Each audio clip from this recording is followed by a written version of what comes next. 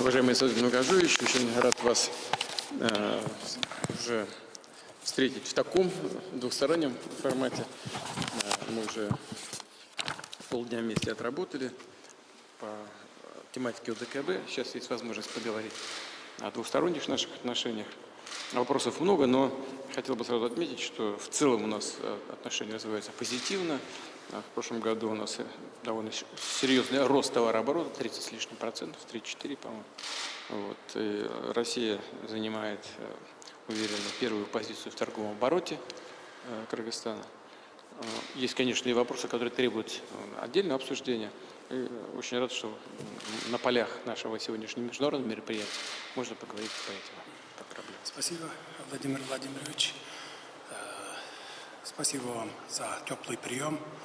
Я очень рад возможности встретиться с вами. Прежде всего, позвольте поздравить всех нас с 77-летием Великой Победы.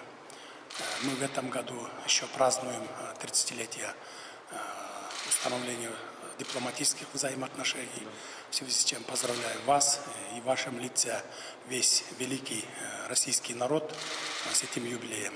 Мы всегда готовы и заинтересованы к взаимному сотрудничеству с Российской Федерацией по всем направлениям.